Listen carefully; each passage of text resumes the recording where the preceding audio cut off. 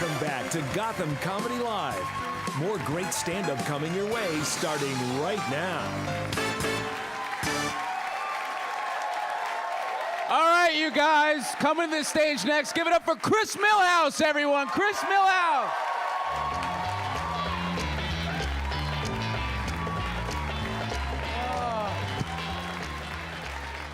How's everybody doing, huh? Everybody's okay? Good.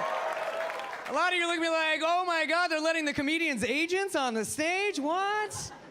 It's great to be here. I lived in LA for 8 years, and now I'm here in New York, and it's fucking amazing. New York makes me feel so pretty. I mean, unbelievable. A guy today asked me on the street if I wanted to buy drugs. Like, I just looked at him, I go, me? I turned into an old Southern woman. I was like, well, mama, do declare. And he just looked at me and goes, never fucking mind, never. No, I love New York. New Yorkers are my favorite people. My favorite people. I love New Yorkers. New Yorkers are the best. Because there is no filter with any New Yorker at all. New Yorkers will say whatever they want, whenever they want. Like, for instance, last week, I had a New Yorker walk up to me on the street and just goes, hey, man, are you a Jew?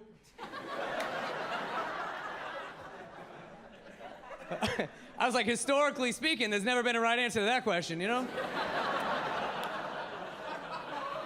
If you're not laughing, you're a millennial. Look up World War II on Google. Come on, man. A lot of things happened. You're gonna be kind of surprised. A lot of you are looking at me like, yeah, but answer the question. Are you or not? Like, we can't tell. And the answer is no, I'm not Jewish. And I love telling people I'm not Jewish because everybody gives me the same look like, are you sure? Did you sure your mom didn't have an affair with an attorney or something? I mean, look at you. I told a guy that stopped me in New York. I said, sorry, man, I'm not Jewish. And he looked at me and goes, oh, bro, you got a very Jewy face.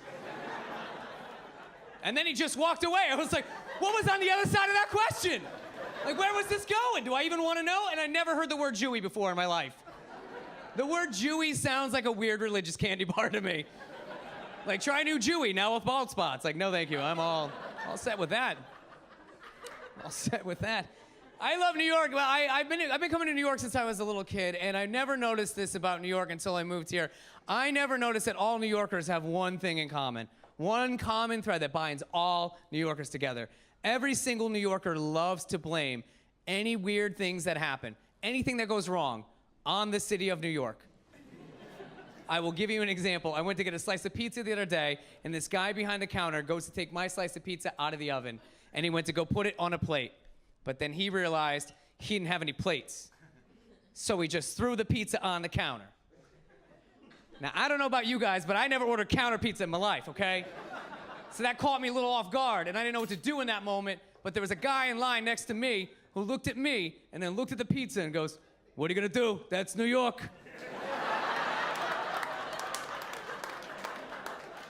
Really? Is it? Really? Oh, my. Silly me. I thought that was E. coli, but okay. And then I was in Central Park one day, and in Central Park, there was a dude sitting on a bench, and he jumped off the bench out of nowhere, took his shoe off, and goes, oh, hell no. And he threw his shoe at a duck in the pond. You can't make this up, man. I got so many questions, like, what did that duck do? Like, I don't know why anybody would do that, but there was an old lady in the park smoking next to us who just looked at me and goes, ah, that's just New York, baby! I was like, oh, really? Good thing you said something, because I thought that was just mental illness, baby! But at least I know I got a great excuse for anything that goes wrong while I'm in New York now. And if anybody's visiting, now you guys know, you know what to say. You got that go-to phrase, right? I actually used this excuse right when I moved here. I was hooking up with this girl. One girl's laughing. All right, I don't know why. All right. Did you hear that? She was like, what? No, no. She's like, the Verizon guy doesn't get pussy. There's no way at all. Sorry, the Sprint guy, he switched sides, whatever. It's all right, we're in a long-distance relationship. I live here, she lives in Narnia, all right? Relax.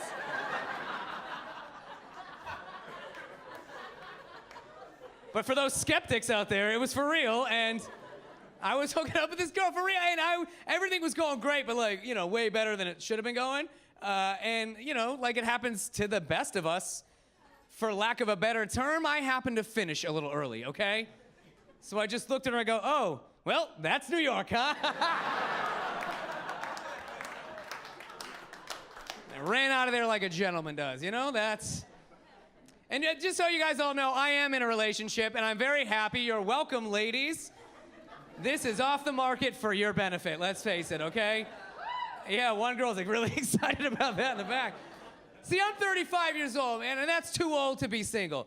And here's how I know it's too old to be single. Before I got in a relationship, my friends took me to a bar, right? And they go to this bar, and there were women dancing on the bar. And I was more concerned for their safety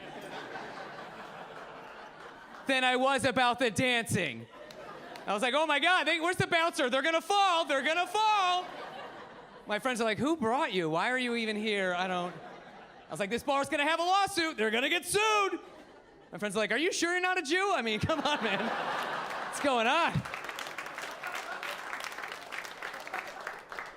But if you're in a relationship, be glad, man, because I'm glad I'm in a relationship because being single is terrifying, right? It's awful. You gotta have a wingman take you out? That is the worst concept in the history of concepts at all. Worst, I've been going to the worst wingman before I got in a relationship, and by worst, I mean married.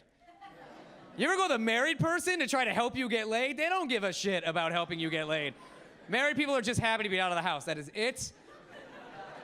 My married buddy once took me to a bar and just yelled across the bar, hey, anybody want to fuck this little guy?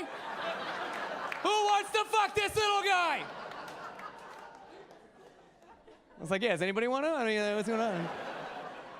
And that's the story of how I met my girlfriend.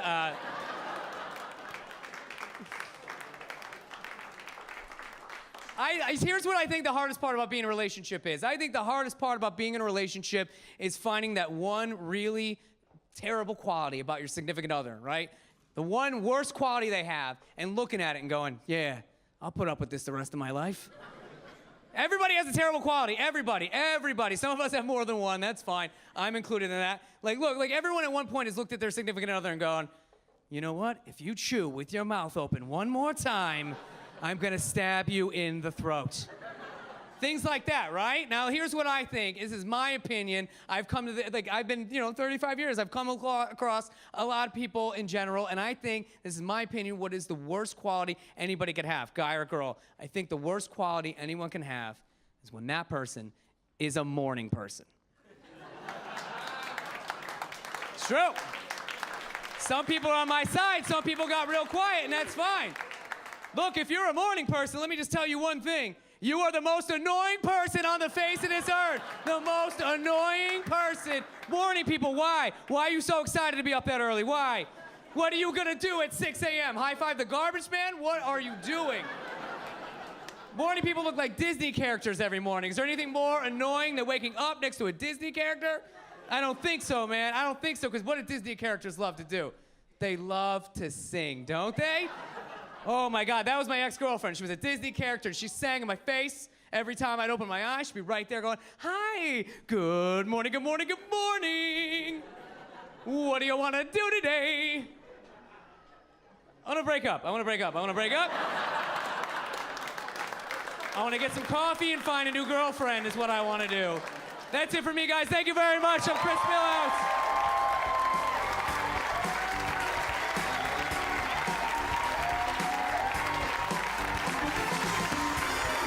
Live from the Gotham Comedy Club in New York City, Emily Galati is taking the stage when we return. Stay tuned for more laughs on AXS TV.